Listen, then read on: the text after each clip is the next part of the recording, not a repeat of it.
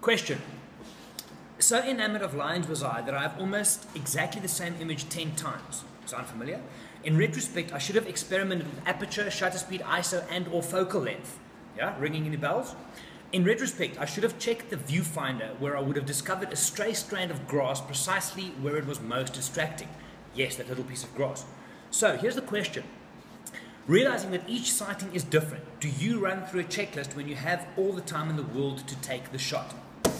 Hi guys, it is Friday and time for composition tutorial tip, if you will, but I'm going to throw it around a bit today.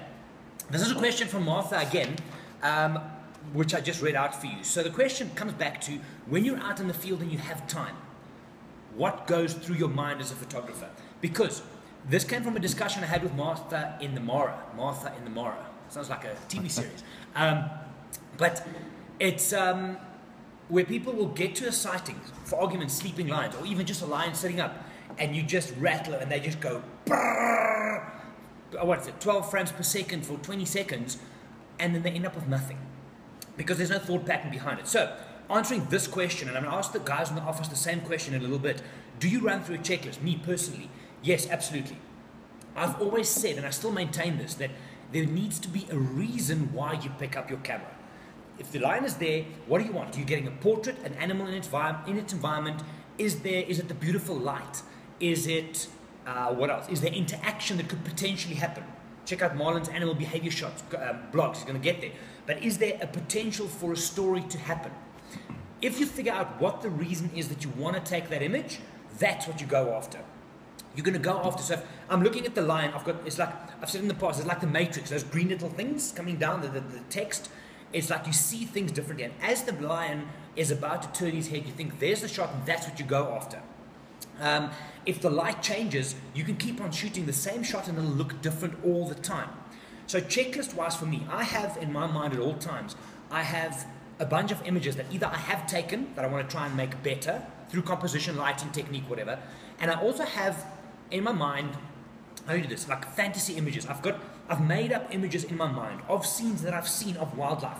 For example, if I would like, if I look at a portrait orientation, lion tracks crisp in the front, fading out, and in the background, a male lion looking over his shoulder back at me. That's the kind of image I have in my mind, which I still need to get. So, the checklist, I think, Martha, and for you guys listening as well, is the more time you spend in the field, the more things you're going to see, the more your brain's going to start putting things together, and you're going to think of possibilities that could happen out there.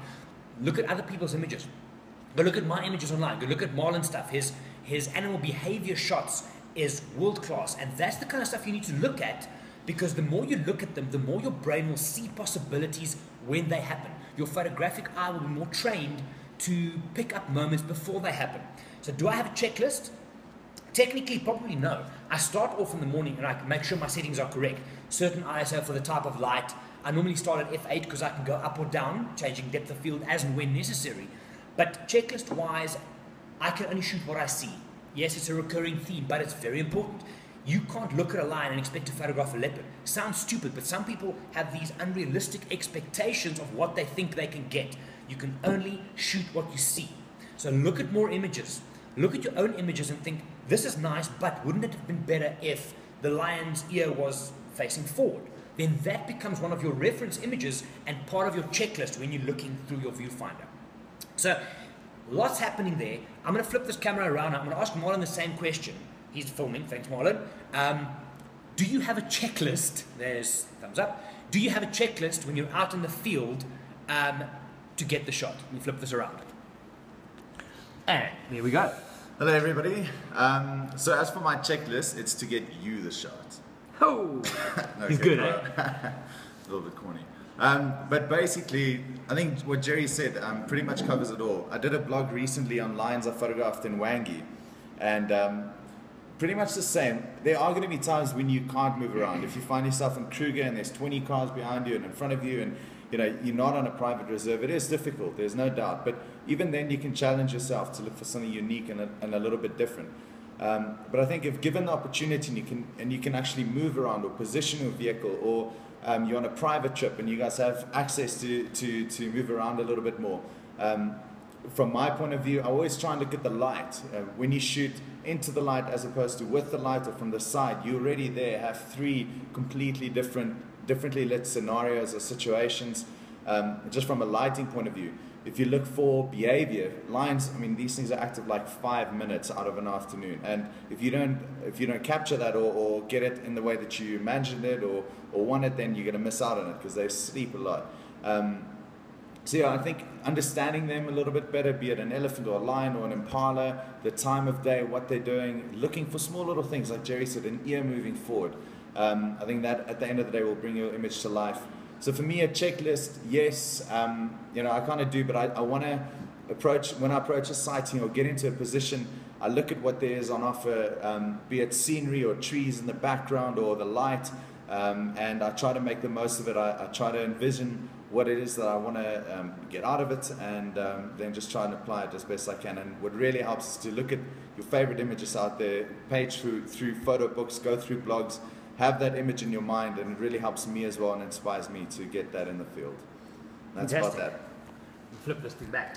So, before we quickly go to that side of the office, I'm just thinking now, as Marlon's talking to this as well, it's almost like when you have a stationary subject, like Martha says here in hers, when you have all the time in the world, that becomes exercise or practice for you for when things start happening quickly, because then you have to kind of react. So take the time and create shots, make shots, don't just take them.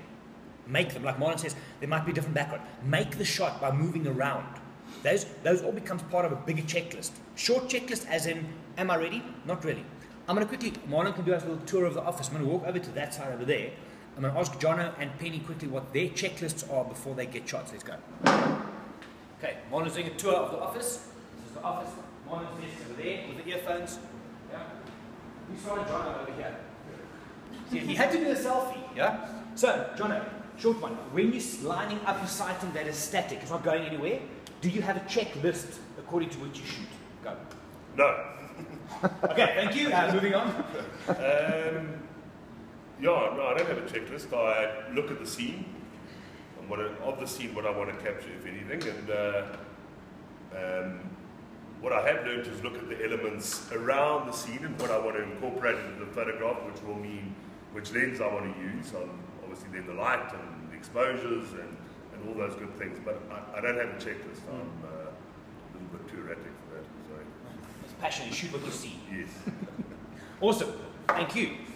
Same question for Penny. So she's heard all our answers, but she's got something different. Go. No, it's pretty much the same as everyone. But if it's a static subject. Static subject not going anywhere. Yeah. What I do try then to incorporate is looking at different like shooting techniques, whether it's Drones, drones. Oh. Looking at like different aspects of the subject that I can try and create more unique, presented in a different way.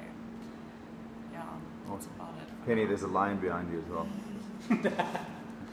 All right, so I just quickly want to say that photo here of Gerry is amazing. You should ask him about it. I'm going to ask Marlon to do a blog about that one. Okay, so do we have a checklist when you go out in the field? Probably not like you would think of it. It's not like when you go into a studio type of photography where you can say, right, check the lights, check the model, make sure the pose is ready, is the charge, the flash charge, things like that. It's not that. Wildlife photography does tend to require you to be more agile out in the field, think faster, change, because your subject, you don't know what they're going to do. So being on top of the technical aspects is a must. You have to understand what ISO is going to do, what shutter speed is going to do, and how aperture affects the look and the feel of your image. Once you've got that as your base, you can shoot what you see.